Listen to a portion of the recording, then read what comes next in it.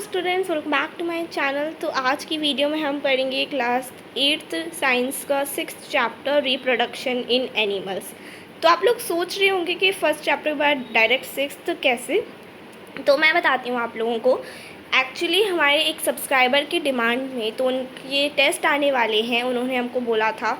हाँ अभी तो उन्होंने हमको कमेंट किया था, तो इसीलिए उन्होंने बोला कि आप 6th एंड 7th चैप्टर पर आइए। तो 6th एंड 7th चैप्टर आपको बीच में पढ़ने को मिल जाएंगे, फिर उसके बाद हम सिक्वेंसली ही चलेंगे। तो स्टार्ट करते हैं chapter reproduction in animals. Do you recall the processes of digestion, circulation and respiration which you have studied in your previous classes? These processes are essential for the survival of every individual. You have also learned about the process of reproduction in plants. तो यहाँ पे है कि आप recall कर सकते हैं मतलब आपको क्या ये बातें याद हैं जब हमने पढ़ा था डाइजेशन के बारे में, सर्कुलेशन एंड रेस्पिरेशन के बारे में ये हमारे प्रीवियस क्लासेस में। तो ये जो सारी प्रोसेसेस होती हैं वो बहुत असेंशियल होती हैं हमारी सर्वाइवल के लिए, हर एक इंडिविजुअल के सर्वाइवल के लिए ये बहुत ज़्यादा इम्पॉर्टेंट प्रोसेसेस होती हैं। तो हमने रिप्रोडक्शन के बारे में भी पढ़ा था, रिप्रोडक्शन इन प्लांट्स के बारे में। Reproduction is essential for the continuation of a species. Imagine what would have happened if organisms had not reproduced. You will realize that reproduction is very important as it ensures the continuation of similar kinds of individuals generations after generations. तो यहाँ पे कि reproduction एक बहुत ज़्यादा essential होती है for एक सर्कुलेशन ऑफ अ स्पीसीज़। मतलब एक स्पीसीज़ का सर्कुलेशन करने में रिप्रोडक्शन बहुत इम्पॉर्टेंट होता है, ठीक है। तो इमेजिन करिए क्या होगा अगर रिप्रोडक्शन नहीं हो। तो अगर अगर रिप्रोडक्शन नहीं होता है किसी भी एक पर्टिकुलर स्पीसीज़ का, तो उनकी जो पॉपुलेशन है वो कम होती जाएगी दिन ब दिन। तो इसलिए रिप्रोडक्शन एक बहुत असेंशियल प्रोसेस होती है हमारी लाइफ में। अब यहाँ पे कि तो हम रियलाइज़ करेंगे कि जो रिप्रोडक्शन है वो बहुत इंपॉर्टेंट होता है और ये इंश्योर करता है कि जो हमारा continuous of similar kind of individual generation after generation. You have already learned in your previous class about reproduction in plants. In this chapter, we shall learn how reproduction take place in animals. तो हमने previous classes में पढ़ा था reproduction in plants के बारे में, और इस chapter में अब हम पढ़ेंगे reproduction in animals. तो है यहाँ पे अब modes of reproduction. Have you seen the young ones of different animals? Try to name some of the young ones by completing table 6.1 shown in examples at as number 1 and 5. तो यहाँ पे table दे रखी है 6.1, तो ये आप अपने हिसाब से लिख सकते हैं। इसके आंसर्स आप मुझे कमेंट करके बताइएगा अगर आपको पता है तो, ठीक है। You must have seen the young ones of various animals being born. Can you tell how chicks are and caterpillars are born? How are kittens and puppies born? Do you think that these young ones looked the same before they were born as they do now? Let us find out. तो यहाँ पे है कि जैसे आपने कभी देखा होगा किसी भी पर्टिकुलर एनिमल के बेबी को जब वो बॉर्न होता है, यंग वंस बॉर्न होता है, तो आपने देखा होगा। तो क्या आप बता सकते हैं कि कैसे जो चिक्स या फिर कैटरपिलर बॉर्न होते हैं या फिर कैसे किटन्स और पपीज़ बॉर्न होते हैं? तो आप सोचिए कि जो ये यंग वंस है क्या वो सेम लगते हैं जैसे वो पहले थे, मतलब जैसे उनके जो इंडिविजुअल थे उनकी तरह वो एकदम सेम लगते हैं? तो उस बारे में अब हम जानते हैं। Just as in plants, there are two modes by which animals reproduce. These are sexual reproduction and asexual reproduction. तो यहाँ पे कि जैसे कि हमने प्लांट्स के बारे में पढ़ा था, रिप्रोडक्शन इन प्लांट्स, तो वहाँ पे 2 मेथड्स थे जिससे प्लांट रिप्रोड्यूस करते थे। एक था sexual reproduction and asexual reproduction. तो वैसे ही प्लांट्स की तरह एनिमल्स भी 2 मोड्स से रिप्रोड्यूस करते हैं, sexual reproduction and asexual reproduction. तो सबसे पहले हम सेक्सुअल रिप्रोडक्शन के बारे में पढ़ेंगे। Try to recall reproduction in plants which you studied in class 7th. You will remember that plants that reproduce sexually have male and female reproductive parts. Can you name these parts? तो आप recall कर सकते हैं कि हमने पढ़ा था reproduction in plants class 7th में। तो आप रिमेंबर कर सकते हैं कि जब प्लांट सेक्सुअली रिप्रोड्यूस करता है तो उसमें एक mail and female reproductive parts होते हैं। तो क्या आप उनको नेम कर सकते हैं? आप मुझे कमेंट करके बताइएगा male reproductive part and female reproductive part plants के क्या होते हैं, उनके नाम, ठीक है। In animals also males and females have different reproductive parts or organs. Like plants, the reproductive parts in animals also produce gametes that fuse to form a zygote. It is the zygote which develops into a new individual. तो यहाँ पे है कि तो animals में भी mail and female होते हैं और उनके अलग अलग डिफरेंट रिप्रोडक्टिव पार्ट्स और ऑर्गन्स होते हैं। मतलब मेल्स जो होते हैं एनिमल्स में उनके अलग रिप्रोडक्टिव ऑर्गन्स होते हैं एंड जो फीमेल्स होती हैं उनके अलग रिप्रोडक्टिव ऑर्गन्स होते हैं। तो प्लांट्स की तरह जो रिप्रोडक्टिव पार्ट होता है एनिमल में वो भी प्रोड्यूस करता है गैमीट्स जो फ्यूज होते हैं जाइगोट फॉर्म करने के लिए, और जो जाइगोट है वो आगे चल के एक डेवलप होता है एक न्यू इंडिविजुअल में, ठीक है। This type of reproduction, beginning from the fusion of male and female gametes, is called sexual reproduction.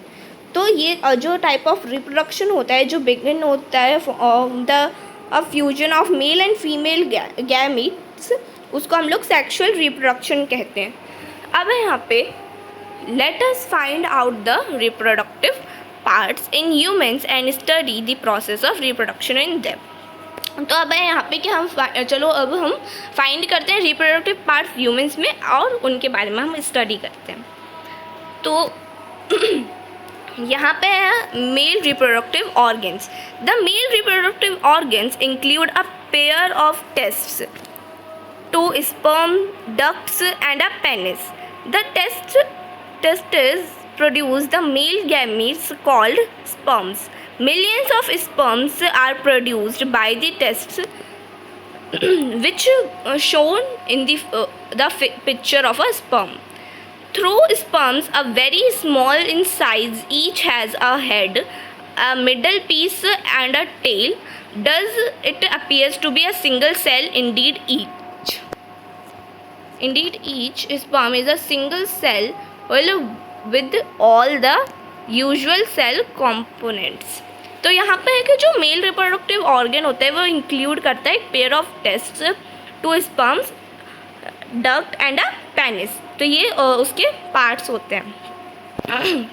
तो जो टेस्ट होता है वो प्रोड्यूस करता है मेल गैमेट्स को जो जिनको हम लोग स्पर्म्स कहते हैं। तो जैसे हमने प्लांट्स रिप्रोडक्शन में पढ़ा था कि मेल एंड फीमेल गैमेट्स होते हैं, तो वैसे ही यहाँ पे जो मेल गैमेट्स होते हैं उनको नाम दिया गया है स्पर्म्स।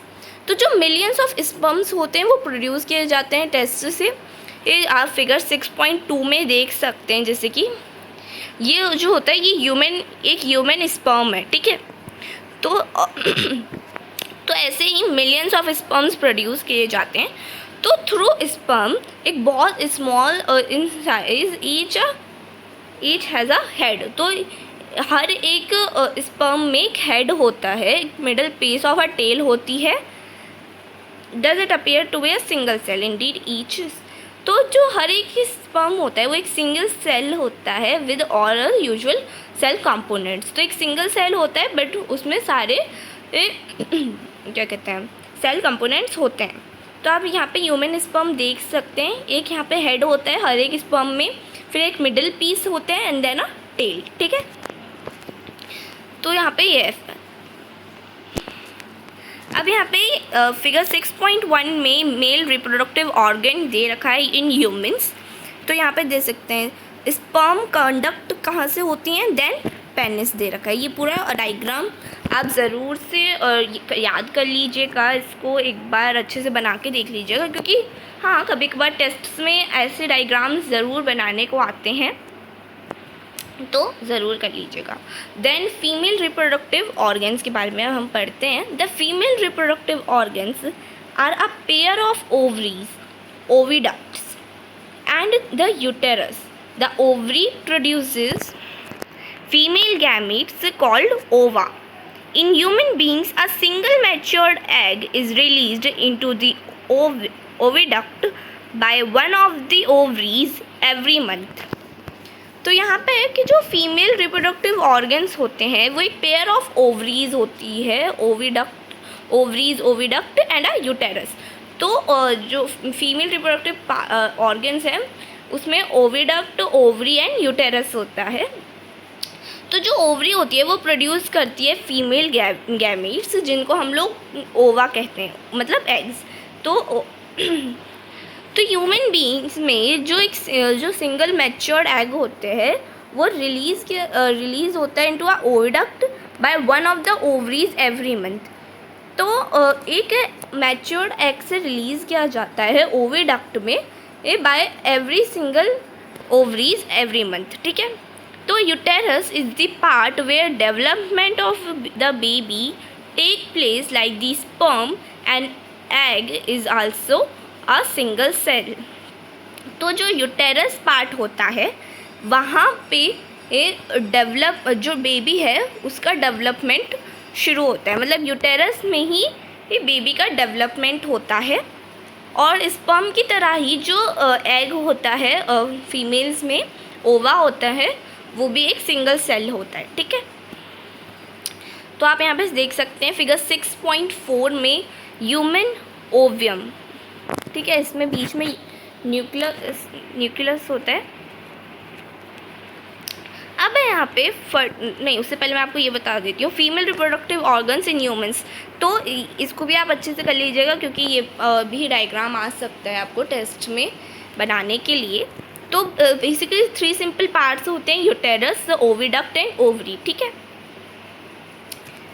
अब हम पढ़ेंगे फर्टिलाइजेशन।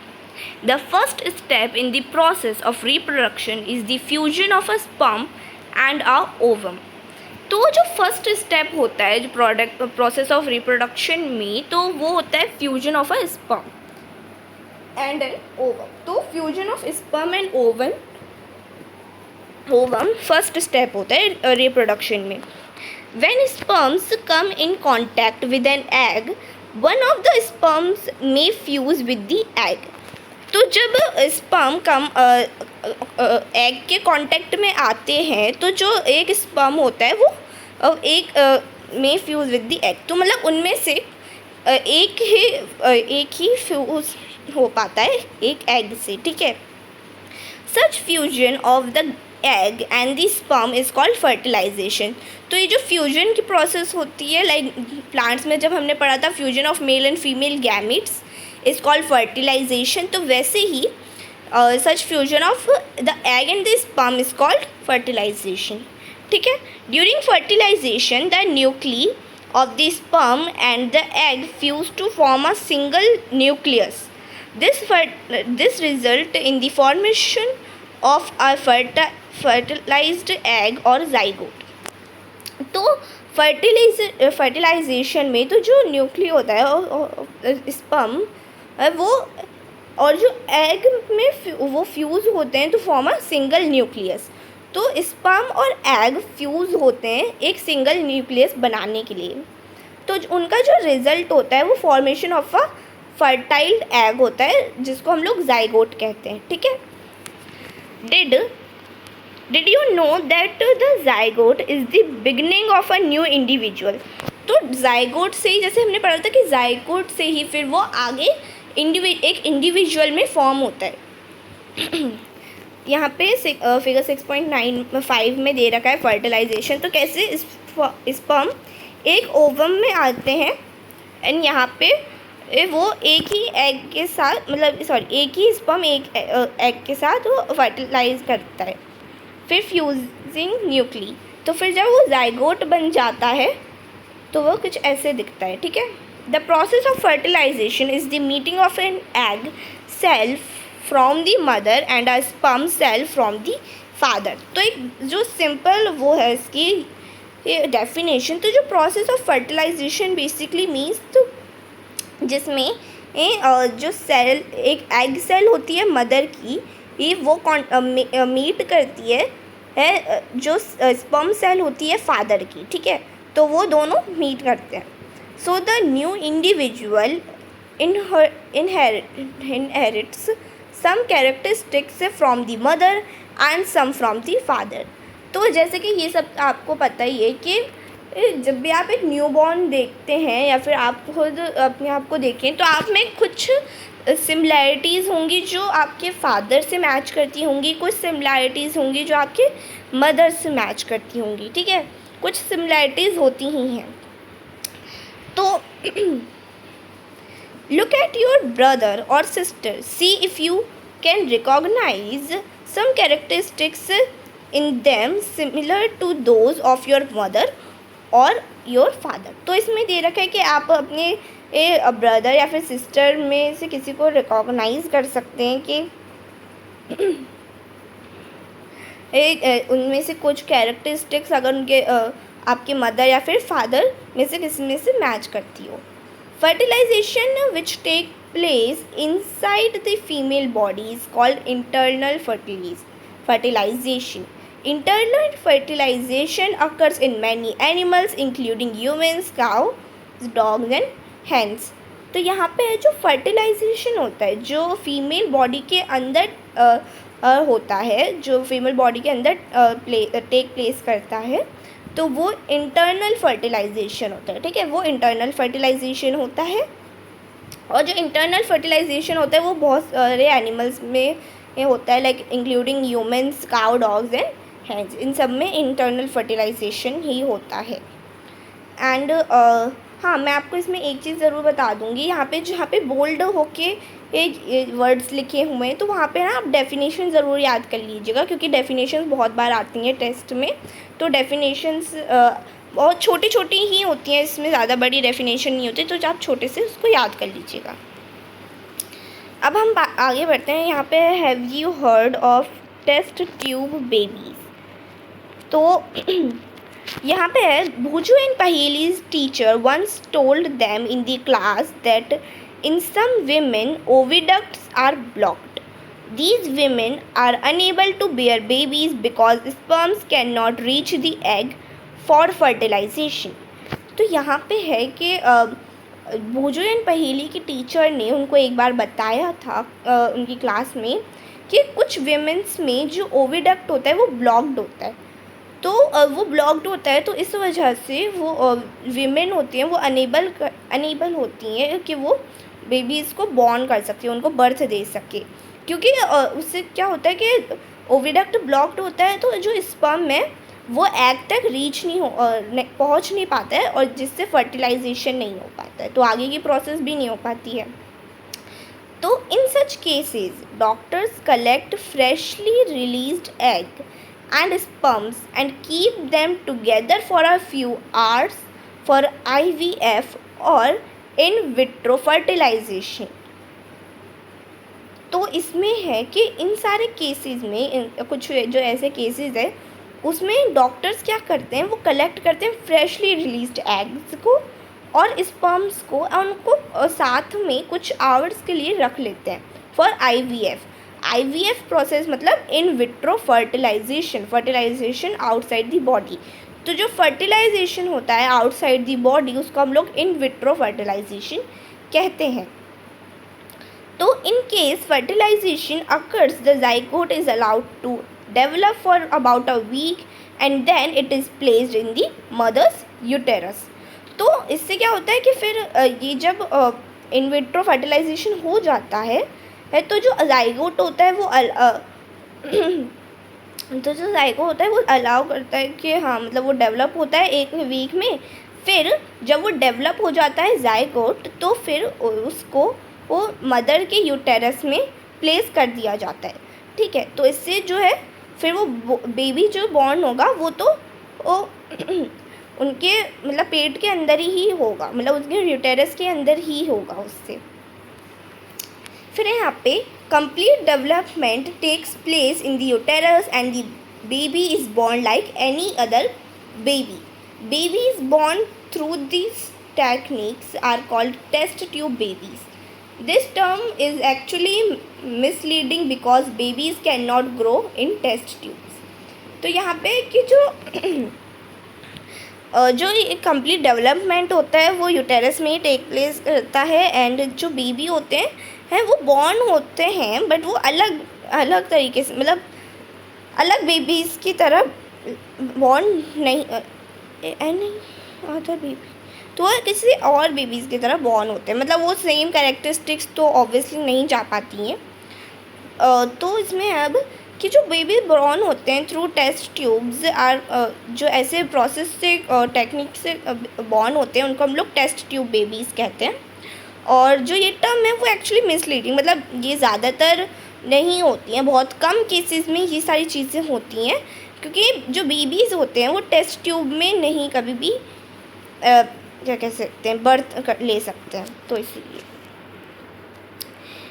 अब यहाँ पे you will be surprised to know that in many animals fertilisation takes place outside the body of the female. In these animals, fertilization take place in water. Let us find out how this happens. तो यहाँ पे है कि आप surprise हो गए ये जान के कि बहुत सारे एनिमल्स में जो फर्टिलाइजेशन होता है वो आउटसाइड द बॉडी ही होता है of the female in the of the female body, मतलब वो आउटसाइड द बॉडी ही होता है। तो ये जो कुछ एनिमल्स होते हैं ऐसे जो आउटसाइड द बॉडी करते हैं फर्टिलाइजेशन, तो वो कहाँ पे करते हैं, वो वाटर में उस फर्टिलाइजेशन करते हैं। तो अब उसके बारे में हम लोग जानते हैं कि वो कैसे करते हैं। Sorry, female lays hundreds of eggs. Unlike hen's egg, frog's egg is not covered by a shell and it is comparatively very delicate. A layer of jelly holds the egg together and provides protection to the eggs. तो जैसे कि यहाँ पे figure दे रखी है, figure 6.1 eggs of a frog. तो यहाँ पे जो फीमेल एनिमल होते हैं जो फर्टिलाइजेशन आउटसाइड द बॉडी करते हैं, तो क्या करते हैं कि वो हंड्रेड्स ऑफ एग्स को वो वाटर में मतलब डाल देते हैं। लाइक हैंस के एग होते हैं, फ्रॉग के एग होते हैं, बट वो किसी भी टाइप ऑफ लाइक शेल से कवर नहीं होते हैं, कंपेरेटिवली वेरी डेलिकेटेड। तो वो एक ना लेयर ऑफ जेली से कवर होते हैं, वो होल्ड करके रखते हैं उनको, जेली और एग्स को टुगेदर रखते हैं वो, ताकि वो प्रोटेक्शन प्रोवाइड होती हो रहे एग्स में, ठीक है। As the eggs are laid the male deposits sperms over them. Each sperm swims randomly in water with the help of its long tail. The sperms results in fertilization. This type of fertilization, in which the fusion of a male and female gamete take place outside the body of the female, is called external fertilization.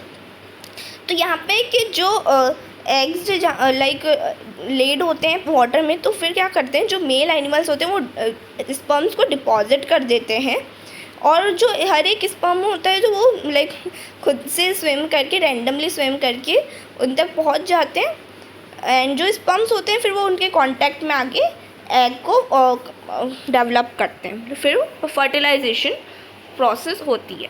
तो जो ये type of fertilisation होता है in which like जो fusion of a male और female gamete take place outside the body of the female is called external fertilisation. मतलब जिसमें जो फर्टिलाइजेशन है वो आउटसाइड द फीमेल बॉडी होता है उसको हम लोग एक्सटर्नल फर्टिलाइजेशन कहते हैं। It is very common in aquatic animals such as fish, starfish, etc.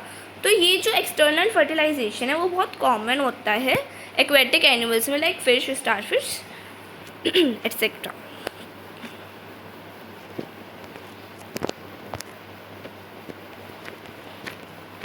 अब यहाँ पे पहेली कह रही है, तो these animals lay hundreds of eggs and release millions of sperms. All the eggs do not get fertilized and develop into new individuals.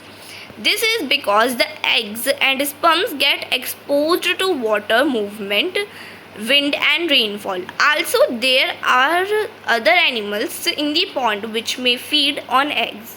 Thus, production of large number of eggs and sperms is necessary to ensure fertilization of at least a few of them.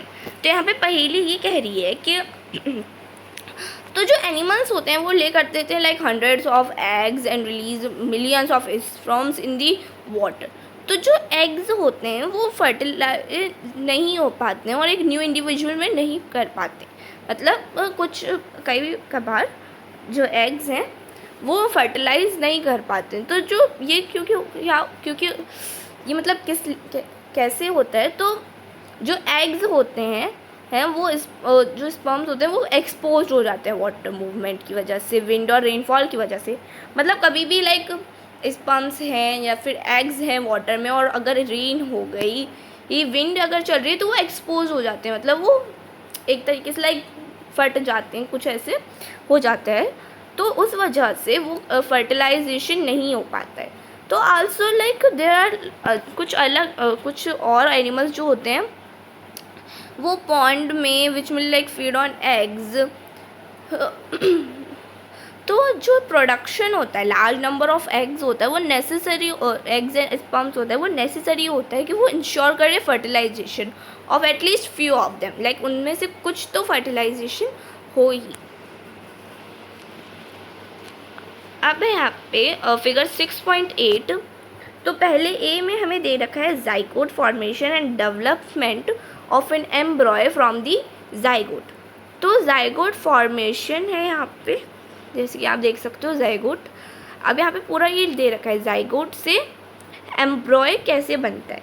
तो पहले यहाँ पे zygote है, फिर वो यहाँ से जाएगा यूटेरस में, जब वो जाता है फिर यहाँ पे वो एम्ब्रॉयज़ बन जाते हैं, बहुत छोटे छोटे वो होती हैं सेल्स जो ये बनाती हैं। फिर यहाँ पे बी ball of cells, ball of cells भी यहाँ पे दे रखा है। यहाँ जो सेल्स में ये होते हैं ये सब बॉल्स ऑफ एग सेल्स होती हैं। फिर सी है embedding of the embryo in the uterus. तो जो यूटेरस में एम्ब्रॉय पहुँच जाता है तो उसमें जो ये यूटेरस वॉल होती है एंड डेवलपिंग ऑफ एम्ब्रॉय, तो यहाँ पे वो डेवलपमेंट उसका चालू हो जाता है एम्ब्रॉय का, ठीक है। अब यहाँ पे development of embryo, fertilisation result in the formation of zygote which begins to develop into an embryo. The zygote divides repeatedly to give rise to a ball of cell. The cells then begins to form group that develop into different tissues and organs of the body. तो यहाँ पे है जब fertilisation जब हो जाता है तो उसके बाद जो रिजल्ट होता है वो फॉर्मेशन ऑफ जाइगोट में होता है, और फिर जो जाइगोट होता है वो स्टार्ट करता है एक एम्ब्रॉय में डेवलप होने में, ठीक है। तो जो जाइगोट होता है वो रिपीटेडली डिवाइड होते रहते हैं, जैसे मैंने आपको यहाँ पे बताया था ना, जैसे यहाँ पे ये एक है, फिर यहाँ पे और डिवाइड हुआ, यहाँ पे 2, 4 और ऐसे मैनी बहुत सारे डिवाइड होते रहते हैं जाइगोट, ठीक है। तो फिर इससे क्या होता है वो एक बॉल ऑफ सेल्स को राइज देता है, और जो सेल्स होती हैं वो फिर बिगिन करते हैं developing into a groups of into different types of tissues और groups and organs of the body. तो मतलब वो फिर अलग अलग टाइप से डेवलप होना चालू कर देती हैं, like different types of organs के तरीके से डेवलप होना चालू कर देती है। तो ये जो डेवलपिंग स्ट्रक्चर होता है वो स्टम फिर वो एम्ब्रॉय में कन्वर्ट हो जाता है, मतलब फिर वो उसको हम लोग एम्ब्रॉय कहते हैं। The embryo gets embedded in the wall of the uterus for further development. The embryo continues to develop in the uterus. It gradually develops body parts such as hands, legs, head, eyes, ears, etc. तो यहाँ पे कि जो फिर क्या होता है कि जो एम्ब्रॉय है वो है वो फिर यूटेरस के वॉल के अंदर चले जाता है, फिर वहाँ पे वो फर्दर डेवलपमेंट उसका होता है. तो जो एम्ब्रॉय है वो कॉन्टीन्यूसली डेवलप होता रहता है यूटेरस में. इट ग्रेजुअली डेवलप्स बॉडी, ये मतलब वो बॉडी को स्ट्रक्चर देता रहता है, like hands, legs, head, eyes, years वगैरह. ये जो सारी चीज़ें होती हैं वो डेवलप होती रहती है यूटेरस के अंदर. तो जो the stage of the embryo in which all the body parts can be identified is called a foetus. तो जो स्टेज होता है एम्ब्रॉय का जहाँ पे हर एक बॉडी पार्ट आइडेंटिफाई किया जाता है उसको हम लोग कहते हैं फोएटस. उस जो प्रोसेस को होते हैं कहते हैं हम लोग फोएटस. When the development of the fetus is complete, the mother give birth to the baby. तो जब fetus का डेवलपमेंट कंप्लीट हो जाता है तो फिर उसके बाद ही जो मदर है वो बेबी को वो बर्थ देती है. ठीक है, तो यहाँ पे ये है. फिर है internal fertilisation takes place in hens also, but do hens give birth to babies like human beings and cows? You know that they do not. Then how are chicks born? Let us find out. तो यहाँ पे जो internal fertilisation होता है वो hence में भी take place लेता है, मतलब हैंस में भी होता है. बट क्या लाइक लगता है कि जो हैंस है वो बेबीज़ बॉर्न करती होंगी लाइक ह्यूमन्स बीइंग जैसे करते हैं या फिर काउज जैसे करती हैं. You know that they do not, मतलब वो नहीं करती हैं. बट पर फिर कैसे चिक्स बॉर्न होते हैं तो वो हम लोग अब पता लगाते हैं. उससे पहले यहाँ पे फिगर 6.9 है फोएटस इन दी यूटेरस. तो आप यहाँ पे देख सकते हैं यूटेरस है, यहाँ पे ये यूटेरस का वॉल है, उसके अंदर ये बेबी ये डेवलप हो रहा है. ठीक है, अब यहाँ पे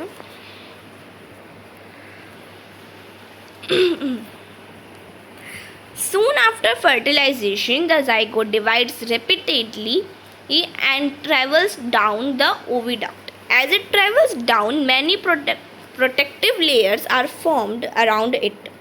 The hard shell that you see in a hen's egg is one such protective layer. After the hard shell is formed around the developing embryo, the hen finally lays the egg. The embryo takes about 3 weeks to develop into a chick. You must have seen the hen sitting on the eggs to provide sufficient warmth. Did you know that the development of the chick takes place inside the egg shell during this period? तो यहाँ पे क्या है कि fertilisation के बाद जो zygote होता है वो अपने आप को रिपीटेडली डिवाइड करना चालू कर देता है एंड वो ट्रैवल करता है डाउन ओविडक्ट की तरफ, मतलब ओविडक्ट की तरफ वो ट्रैवल करना चालू करता है. तो जब वो ट्रैवल करते हैं तो जो तो ट्रैवल करते समय मतलब बहुत सारी प्रोटेक्टिव लेयर्स होती हैं वो फॉर्म होना चालू कर जाती है उसके चारों तरफ. मतलब वो बहुत सारी प्रोटेक्टिव लेयर्स में क्या कहते हैं उसमें के चारों तरफ होने लग जाती है जिससे वो कवर होने लग जाता है. फिर एक हार्ड शेल बन जाती है दैट यू सी ना हेंस एग इन सच प्रोटेक्टिव लेयर. तो आपने कभी हेंस एग देखा होगा या फिर आप नॉर्मल भी एग लेते हैं तो फिर वो इतनी हार्ड लेयर्स बन जाती हैं उसके चारों तरफ. तो जो हार्ड शेल होते हैं जब वो पूरा फॉर्म हो जाते हैं अराउंड द डेवलपिंग एम्ब्रॉय तो फिर उसके बाद फाइनली लेज द एग.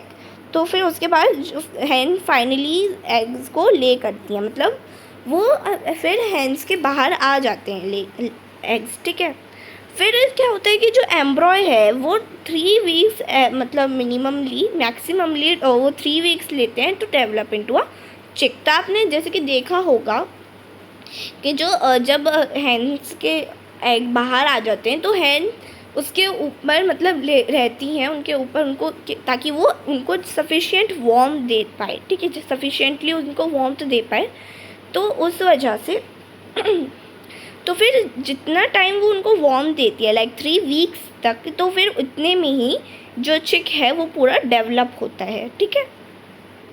तो वो पूरा अच्छे से डेवलप होता है, और फिर जब वो चिक कम्प्लीटली डेवलप हो जाता है तो जो एग है वो ब्रस्ट हो जाता है और उसकी जो शेल है वो ओपन हो जाती है। In animals which undergo external fertilisation, development of the embryo takes place outside the female body. The embryos continue to grow within their egg coverings. After the embryos develop, the egg hatch. You must have seen numerous tadpoles swimming in ponds and streams.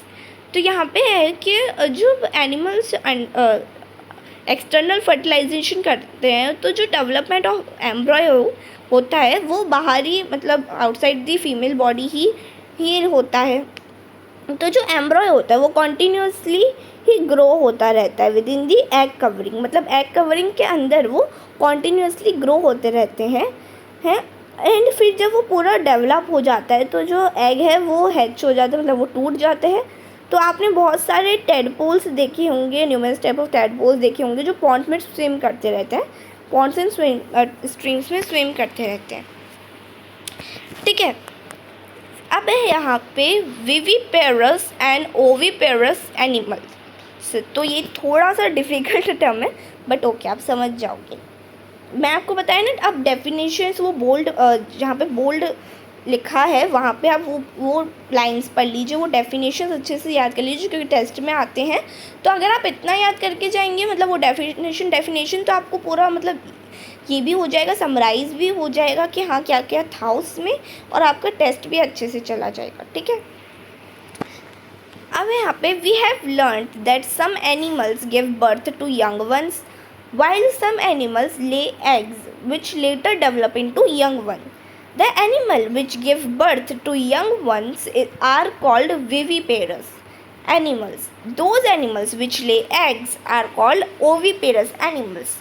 तो यहाँ पे ये simple है, मतलब सुनने में थोड़ा difficult लग रहा था विविपेरस एंड ओविपेरस, बट इसमें सिंपली क्या है कि आपने देखा होगा, जैसे हमने पढ़ा है कि कुछ एनिमल्स यंग वंस को बर्थ देते हैं डायरेक्टली, और कुछ होते हैं जो एग्स को देते हैं, मतलब एग्स ले करते हैं, फिर उसके बाद वो लेटर डेवलप हो जाते हैं यंग वंस में।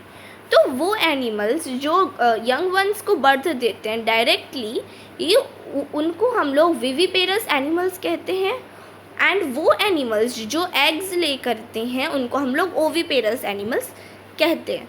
सिंपल है, वो वापस से बताती हूँ। तो विविपेरस एनिमल्स वो होते हैं जो यंग वंस को डायरेक्टली बर्थ देते हैं, एंड ओविपेरस वो होते हैं जो एग्स ले करते हैं। इसमें अगर आपको डेफिनेशन देनी हो तो यहाँ पे है, the animals which give birth to young ones are called viviparous animals. तो बस ये 2 लाइन की डेफिनेशन आपको याद करनी है। विविपेरस एनिमल्स अगर आपको आए डिफाइन विविपेरस एनिमल्स, तो आपको बस इतना लिखना है। अगर आए ओविपेरस एनिमल्स डिफाइन करो तो those animals which lay eggs are called oviparous animals, ठीक है, सिंपल है। अब यहाँ पे the following activity will help you understand better and differentiate between viviparous and oviparous. तो ये छोटी सी एक्टिविटी आप चाहें तो इसको कर सकते हैं। अब यहाँ पे the eggs of a few animals are easy to observe because their mothers lay them outside their body. These are examples of oviparous animals, but you would not be able to collect the eggs of a dog, cow or cat. This is because they do not lay eggs. The mother gives birth to the young ones. These are examples of viviparous animals. तो यहाँ पे वही है कि जो eggs होते हैं of few animals वो बहुत ईजिली हम ऑब्जर्व कर देते हैं, क्योंकि जो उनके मदर है वो एग्स को आउटसाइड ले करती हैं उनकी बॉडी के, और वो एक एग्जांपल होता है ओविपेरस एनिमल्स में, ओविपेरस एनिमल्स का। बट आपने कभी देखा नहीं होगा, लाइक कलेक्ट अगर आप करना चाहें तो आपने कभी भी देखा नहीं होगा डॉग का एग या फिर काऊ का या फिर कैट के एग्स, क्योंकि वो डायरेक्टली उनकी मदर उनको बर्थ देती है विदाउट एग। तो वो एग्जाम्पल होता है विविपेरस एनिमल्स के, ठीक है। अब यहाँ पे can you now give some more examples of viviparous and oviparous examples. तो ये आप लोगों का काम है, आप लोग मुझे कमेंट करके बताइएगा examples of viviparous and oviparous animals के, ठीक है। अब यहाँ पे young ones to adult, the new individuals which are born or hatched from the eggs continue to grow till they become adults. In some animals, the young ones may look very different from the adults. The life cycle of frog is shown in figure 6.10. तो यहाँ पे है कि जो new individuals होते हैं, जो like born होते हैं, हैच करते हैं एग से, वो कॉन्टीन्यूसली ग्रो करते हैं टिल दे बिकम एडल्ट। मतलब जब तक वो एडल्ट ना हो जाए वो तब तक कॉन्टीन्यूसली ग्रो करते रहते हैं, राइट। और जो कुछ एनिमल्स होते हैं जो यंग वंस को बर्थ देते हैं वो थोड़े मतलब डिफरेंट होते हैं एडल्ट से। मतलब the young one may look very different from the adult, मतलब वो अडल्ट से बहुत ज़्यादा डिफरेंट लगते हैं। The life cycle of frog is shown in figure 6.10। तो फिगर 6.10 में हमें लाइफ साइकिल दे रखी है एक फ्रॉग की। तो जैसे कि पहले क्या हुआ, एक फ्रॉग ने कुछ एग्स दिए, तो ये फ्रॉग के एग्स हो गए। फिर जो एग्स है वो अर्ली टेडपोल में कन्वर्ट हुए, ठीक है, अर्ली टेडपोल में कन्वर्ट हुए।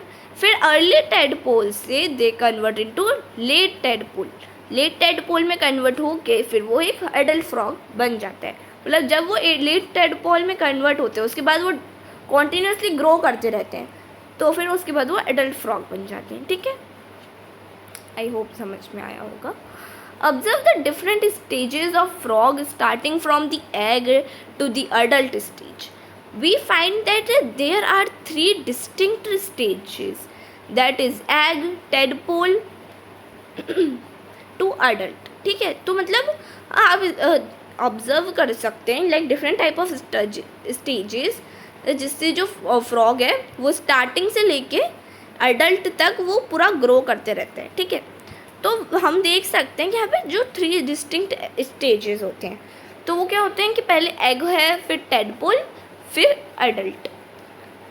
Don't the tadpole look so different from the adult? Can you imagine that these tadpoles would some day become frogs? तो आप जैसे कि देख सकते हैं यहाँ पे जो टेडपोल दिए गए हैं वो बहुत ज़्यादा डिफरेंट है एडल्ट से, मतलब कुछ सिमिलर नहीं लग रहा। अगर आप इनको देखें तो बहुत ज़्यादा डिफरेंट लगते हैं। तो क्या आप इमेजिन भी कर सकते हैं कि ये जो टेडपोल्स हैं वो एक दिन फ्रॉग में कन्वर्ट हो जाएंगे? लाइक कोई इमेजिन नहीं कर सकते, पर हाँ ऐसा है। The tadpoles transform into adult capable of jumping and swimming. The transformation of the larva into an adult through drastic changes is called metamorphosis. तो यहाँ पे क्या है, जो टेडपोल्स होते हैं वो ट्रांसफॉर्म होते हैं अडल्ट में, तो फिर वो कैपेबल हो जाते हैं कि वो जंप कर सकें, स्विम कर सकें, क्योंकि यही तो खासियत होती है फ्रॉग्स की, वो क्योंकि वो जंप कर करके चलते हैं एंड वो स्विम करते रहते हैं। तो जो ट्रांसफॉर्मेशन होता है लार्वा का एक एडल्ट में through drastic changes is called Metamorphosis. तो इसमें क्या है, जो ट्रांसफॉर्मेशन होता है लार्वा का एक एडल्ट में है, उस प्रोसेस को हम कहते हैं मेटामॉर्फोसिस। तो आप इसकी तो ये भी आप याद कर लीजिएगा। What about the changes that we observe in our body as we grow? Do you think we too undergo metamorphosis? In human beings, body parts similar to those present in the adults are present from the time of birth. तो यहाँ पे है कि अगर like क्या हो कि जो चेंजेस हैं वो ऑब्ज़र्व किए जाएं हमारी बॉडी में एज वी ग्रो, मतलब हम जब ग्रो होते हैं तो ऐसी कुछ जो चेंजेस फ्रॉग में दिखे वो हमारी बॉडी में भी दिखे। तो ह्यूमन बीइंग्स में क्या होता है कि जो बॉडी पार्ट्स होते हैं वो सिमिलर होते हैं। लाइक जब हम बर्थ लेते हैं अपना, बर्थ टू अडल्ट, तो हमारा कोई भी बॉडी पार्ट ऐसा नहीं है कि वो चेंज हो गया। ऐसा तो नहीं है कि आपका पहले जो पैर था वो हाथ बन गया और जो हाथ था वो पैर बन गया, सेम ही है। तो ह्यूमन बीइंग्स में वो चीज़ें सेम ही होती हैं। अब हम फाइनली पढ़ेंगे एसेक्सुअल रिप्रोडक्शन। तो so far we have learned about reproduction in some familiar animals, but what about very small animals like hydra and microscopic organisms like amoeba? Do you know how they reproduce? Let us find out. तो यहाँ पे है कि अभी हमने पढ़ा जैसे कि जो रिप्रोडक्शन होता है कुछ एनिमल्स में, उसके बारे में हमने पढ़ा, बट क्या होगा उन एनिमल्स का जो बहुत ज़्यादा स्मॉल है, मतलब हाइड्रा या फिर माइक्रोस्कोपिक ऑर्गेनिजम्स जो होते हैं लाइक अमीबा, तो वो सब कैसे रिप्रोड्यूस करते हैं, तो उसके बारे में हम लोग पढ़ेंगे। यहाँ पे एक एक्टिविटी है तो ये तो हम छोड़ देते हैं।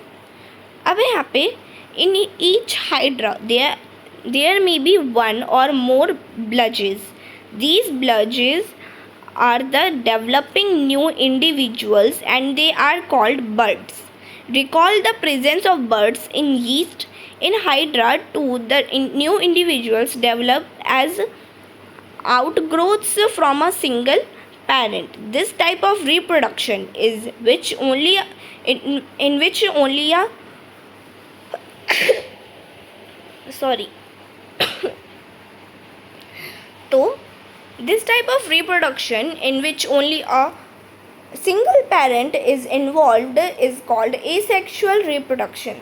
Since new individuals develop from the buds in hydra, this type of asexual reproduction is called budding. तो यहाँ पे है कि हर एक हाइड्रा में जो हाइड्रा होते हैं तो उसमें there may be like one or more bulges, तो उसमें या एक या फिर दो ब्लजेस होते हैं। तो ये जो ब्लजेस होते हैं वो डेवलप करते हैं एक न्यू इंडिविजुअल में जिनको हम लोग बर्ड्स कहते हैं, ठीक है।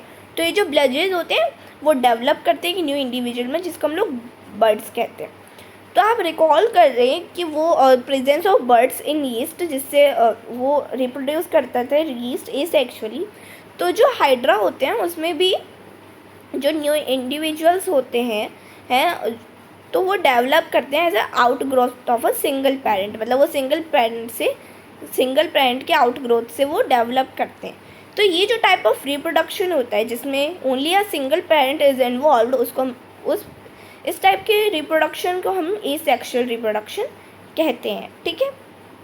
अब यहाँ पे since new individuals develop from the birds in hydra, this type of asexual reproduction is called budding. तो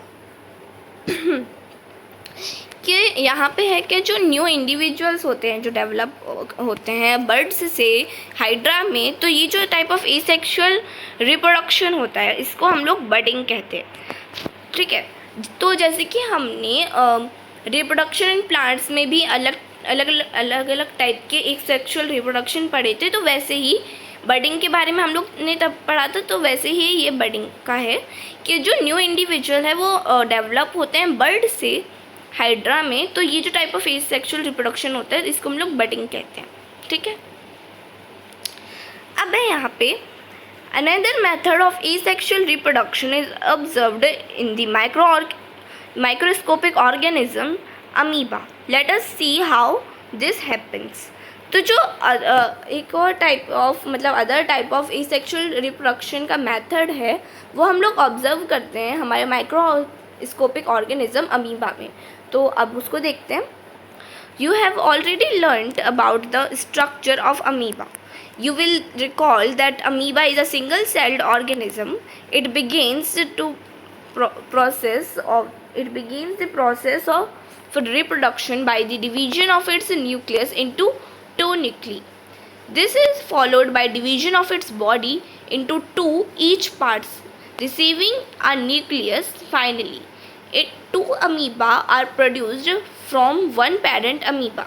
This type of asexual reproduction, in which an animal reproduces by dividing into two individuals, is called binary fission. Apart from budding and binary fission, there are other नहीं है ना यहाँ पे, हाँ, there are other methods by which a single parent reproduce young ones. You will study about these in your higher classes. तो यहाँ पे क्या है तो जैसे कि हमने पहले भी पढ़ रखा है कि हमने अमीबा का स्ट्रक्चर लाइक हमने पहले भी पढ़ रखा है, हमारी क्लास 7th में हमने पढ़ा था. तो जैसे कि हम रिकॉल कर सकते हैं कि जो अमीबा है कि वो एक सिंगल सेल ऑर्गेनिज्म होता है. तो it begins to process of reproduction. तो ये रिप्रोडक्शन की प्रोसेस बिगेन करता है by division of its nucleus. मतलब जो अपने वो न्यूक्लियस को वो डिवाइड करते हैं, मतलब सिंगल न्यूक्लियस को वो डिवाइड करते हैं, देन वो 2 में हो जाता है. वो फिर 2 को फिर वो अलग अलग उसमें डिवाइड करते हैं, मतलब एक में से वो 2 अमीबास हो जाते हैं. ठीक है, तो फिर वो ऐसे ही अपने आप को डिवाइड करते हैं. तो ये जो डिवीजन होता है, तो ये जो प्रोसेस होती है, तो फिर ये क्या होता है कि ये followed by division of its body. तो ये हर एक बॉडी से इनटू 2 पार्ट में डिवाइड होती रहती है. मतलब अगर अब ये हो गया तो यहाँ इस बॉडी में से 2 होंगी, फिर जो वो बॉडी बनेगी उसमें से 2 हो गई, तो ये हर एक बॉडी में से 2 होती हैं. तो फाइनली जो 2 अमीबा होते हैं वो प्रोड्यूस करते हैं फ्रॉम वन पेरेंट अमीबा. तो जो 2 अमीबाज होते हैं वो प्रोड्यूस होते हैं फ्रॉम वन पेरेंट अमीबा. तो ये जो टाइप ऑफ एसेक्सुअल रिप्रोडक्शन होता है जिसमें एनिमल रिप्रोड्यूस करता है by dividing it into 2 individual, is called binary fission. तो एक्चुअली मेरा थोड़ा गला ख़राब है तो इसलिए आवाज़ थोड़ी सही नहीं आ रही होगी. तो ये जो रिप्रोडक्शन होता है जिसमें इंडिविजुअल वो डिवाइड करते रहते हैं अपने आप को बेसिकली, तो उस टाइप के रिप्रोडक्शन को हम लोग बाइनरी फिजन कहते हैं. तो apart from budding and binary fission there are other methods of by which a single parent reproduce. तो मतलब बर्डिंग और बाइनरी फिजन के अलावा भी कुछ मेथड्स होते हैं जिससे एक सिंगल पेरेंट रिप्रोड्यूस कर सकता है, बट उसको हम लोग हमारी हायर क्लासेस में पढ़ेंगे. अब यहाँ पे story of Dolly and clone.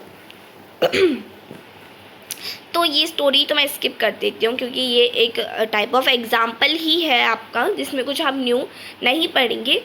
And students, ये आपका चैप्टर ख़त्म हो चुका है, चैप्टर नंबर जो 6 था, reproduction in animals. I hope कि आपके टेस्ट में मतलब मैंने आपको जितना समझाया आपको ज़रूर वो समझ में आया होगा. और एक बार ये जो होता है ना व्हाट यू हैव लर्नड, ये भी एक समरी के लिए होता है, तो इसको भी आप अच्छे से पढ़ लीजिएगा. अगर आपको नहीं समझ में आया तो आपको इससे भी अच्छे से समझ में आ जाएगा क्योंकि इसमें ना इम्पॉर्टेंट पॉइंट्स होते हैं, तो वो आप पढ़ सकते हैं. ठीक है. तो अगर आपको पसंद आए तो प्लीज़ मेरी वीडियो को लाइक करिएगा, चैनल को सब्सक्राइब करिएगा और अपने फ्रेंड्स के साथ भी शेयर करिएगा ताकि उनको भी आप हेल्प कर सकें. And thank you so much for watching. Bye bye.